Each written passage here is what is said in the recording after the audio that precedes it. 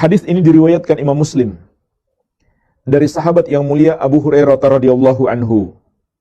Rasulullah sallallahu alaihi wasallam bersabda, "Al-mu'minul qawi khairun wa ahabbu ila Allahi minal mu'minid dha'if." Orang mukmin yang kuat itu lebih baik dan lebih dicintai oleh Allah daripada mukmin yang lemah. Wa fi kullin khairun. Namun pada keduanya, baik mukmin yang kuat maupun mukmin yang lemah, terdapat kebaikan. Ihris ala ma yanfa'uka. Bersemangatlah engkau untuk menggapai apa yang bermanfaat bagimu. Wasta'in billahi, dan mintalah pertolongan kepada Allah. Wala ta'jaz, dan jangan kamu lemah atau malas. Wa in asabaka syai'un fala takul, dan apabila kamu ditimpa satu musibah, maka janganlah kamu berkata, "Lau anni fa'altu kadza lakana kadza wa kadza." Seandainya yang aku lakukan adalah ini, tentu yang akan terjadi ini dan itu. Walakin kul, akan tetapi ucapkanlah, qadarullahi wa ma syaa fa'ala. Atau dengan lafaz yang lain, qaddarallahu wa ma syaa fa'ala. Allah telah menakdirkannya dan Allah melakukan apa yang Dia kehendaki. Fa inna law taftahu amal syaitan, karena ucapan andai kata itu, yaitu saat ditimpa musibah, untuk menyesali yang telah berlalu, itu membuka amalan setan atau tipu daya setan kepada kita. Inilah jemaah sekalian, hadis tentang orang mukmin yang kuat dan sifat-sifatnya. Ada 10 pilar penting yang menopang kehidupan seorang mukmin. Ada 10 pilar utama yang dengannya kehidupan seorang mukmin menjadi baik dan dicintai oleh Allah Subhanahu wa taala. Yang pertama adalah kekuatan iman. Kekuatan iman. Al-mu'minul qawi, orang mukmin yang kuat. Yaitu kuat imannya. Karena kekuatan iman itulah faktor utama seseorang beramal soleh. Semangat ibadah. Kenapa dia malas ibadah? Kenapa dia berbuat dosa? Faktor utamanya adalah karena dha'ful iman, lemahnya keimanan. Oleh karena itu harus selalu dipupuk, dikuatkan iman kita. Dan ketahuilah jemaah sekalian, di antara sebesar-besar cara untuk menguatkan keimanan adalah mendalami ilmu agama.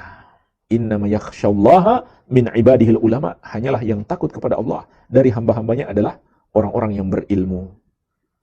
Orang yang paling kuat imannya adalah orang yang paling mendalam ilmunya, dialah Nabi Muhammad sallallahu alaihi wa ala alihi wasallam. Ya.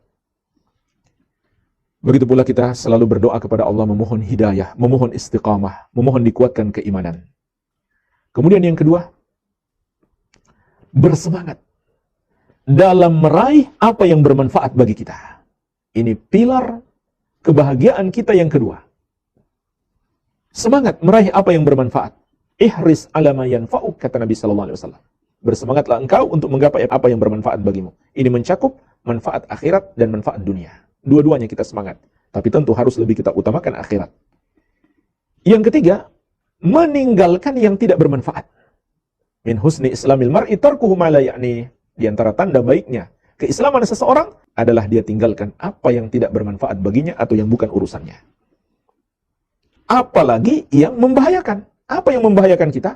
Maksiat, dosa-dosa. Jadi jangankan yang membahayakan, yang tidak bermanfaat saja kita diperintahkan oleh syariat untuk ditinggalkan. Ya. Yang keempat, senantiasa meminta pertolongan kepada Allah. Wasta'in billah, minta tolonglah kepada Allah. Meminta pertolongan kepada Allah mencakup lisanul hal dan lisanul maqal. Mengucapkan permintaan kepada Allah agar ditolong dan hati bergantung dan bertawakal hanya kepadanya. Yang kelima, kita tidak takjub terhadap diri kita. Karena orang yang meminta tolong kepada Allah berarti Allah yang dia andalkan dalam hidupnya, bukan dirinya. kita tidak takjub dengan kehebatan kita. Selalu memandang diri kita lemah, selalu memandang diri kita butuh terhadap pertolongan Allah. Tidak pula kita menyombongkan diri, menganggap lebih hebat daripada orang lain. Kemudian yang keenam, tidak lemah, tidak malas. Hendaklah selalu optimis dan bersemangat. Wala ta'jaz, jangan kamu lemah, jangan kamu malas, kata Nabi SAW.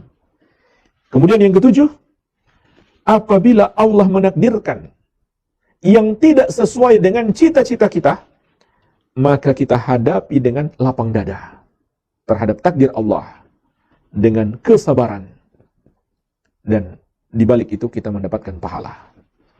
Kemudian yang kedelapan, tidak berandai-andai ke belakang untuk menyesali musibah yang sudah terjadi. Yaitu tidak mengucapkan, andai kata begini, tentu yang terjadi begini dan begitu. Andaikan tidak begini, tentu tidak akan begini dan begitu. Sudah. Ucapan andai kata, berandai-andai, seandainya waktu bisa diputar. Karena menyesali musibah yang sudah terjadi, ini terlarang di dalam syariat. Dan itu adalah tanda kelemahan seseorang. Yang kesembilan, menguatkan keimanan kita kepada Allah dan kepada takdirnya, serta berserah diri terhadap apa yang telah Allah takdirkan kepada kita. Kemudian yang ke-10, jauhi pintu-pintu setan. Di antara pintu setan dalam hadis ini adalah mengucapkan andai kata, berandai-andai ke belakang. Namun hadis ini juga mengandung makna, semua pintu setan harus kita jauhi. Semua tipu daya setan harus kita berhati-hati darinya dalam setiap aktivitas kita.